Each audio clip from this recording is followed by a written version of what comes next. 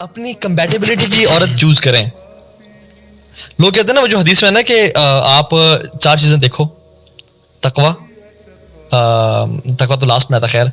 दुनिया यानी उसका स्टेटस देखो, लीनियज देखो, खूबसूरती देखो और तकवा उसको चूज करो जो तकवे वाली है। डेफिनेटली हमने तकवे को तो चूज करना है, लेकिन मैं आपको एक प्रो टिप बताता हूँ कि जब आप किसी को देख रहे हैं ना तो अपनी कंपैटिबिलिटी पहले लाजमी देखें, क्योंकि अगर वो आप की कंपैटिबल है,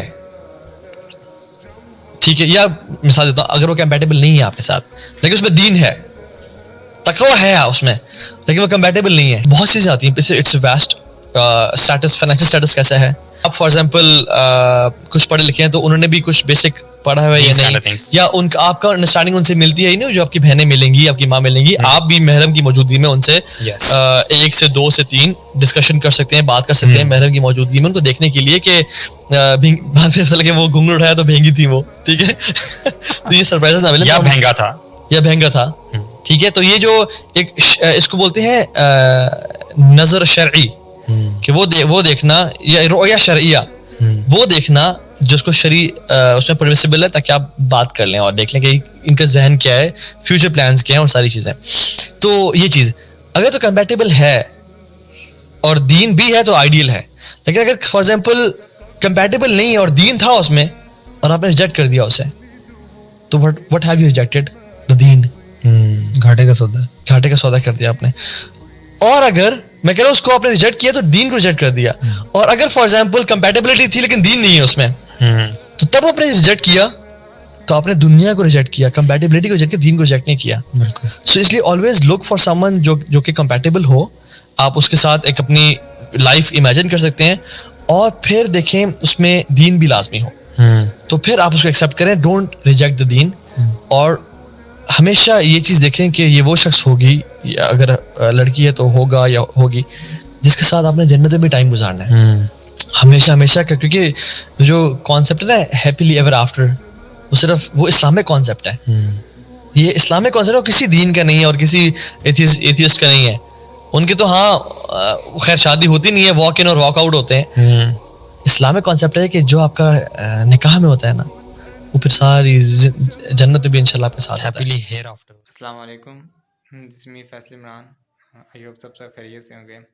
आज से हम एक नई सीरीज़ शुरू करने जा रहे हैं। बेसिकली हम इस सीरीज़ में लव, ब्रेकअप और शादी के बारे में डिस्कस करेंगे। तो बेसिकली इस वीडियो में शेख ये बात कर रहे हैं कि जब भी आप अपना लाइफ पार्टनर सेलेक्ट करते हो, चाहे वो लड़का है या लड़की है, तो किन चीज़ों पे आपने कॉम्प्रोमाइज़ नहीं करना। Don't compromise on these things के फर्स्ट ऑफ ऑल उसमें इस्लाम आता है कि आप लड़के या लड़की का इस्लाम देखें, उसमें इस्लाम कितना है।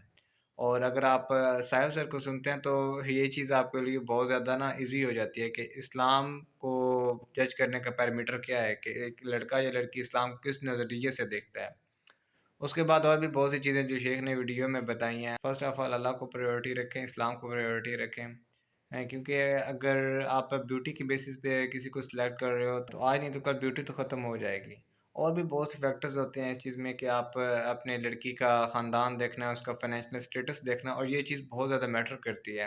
अगर आप हज़रत ज़ैद और हज़रत ज़ैनब की मिसाल ले लें, उनके फाइनेंशियल डिफरेंस था उनके स्टेटस में, जिसकी वजह से एट द एंड जाके उनकी वो नहीं बन सका। फल किसी को ये लारे नहीं लगाने होते कि जी मैं वो स्टेटस फुलफ़िल कर लूँगा, मैं ये कर लूँगा। हर इंसान को पता होता है कि मेरी स्टेज क्या है, या फिर मैं कौन से लड़की के पैरामीटर पे पूरा उतर रहा हूँ या नहीं उतर रहा हूँ। लड़की को किसी भी लेवल पे ख़राब नहीं करना चाहिए। हर हर लड़की को ये बहुत बड़े अच्छी तरीके से पता होती है कि मैं उस काबिल हूँ या नहीं हूँ। अगर आप उस काबिल नहीं हैं तो आपको और ज़्यादा एफ़र्ट करनी चाहिए और ज़्यादा हार्ड वर्क करना चाहिए। उसके बाद तवक्कल अल्लाह पे रखें, अल्लाह पे छोड़ दें सारी बात। मगर जो आपके हाथ में वो तो चीज़ करें ना। सो जब भी आपने अपना लाइफ पार्टनर स्टार्ट करने लगना, इन चीज़ों का बहुत ज़्यादा ख़्याल रखिएगा, और इंशाल्लाह आने वाले फर्दर वीडियोज़ में हम और ज़्यादा टॉपिक बेहतर तरीके से समझेंगे, स्पेशली ब्रेकअप और लव के बारे में। What is the true definition of love. So stay tuned with youth innovation.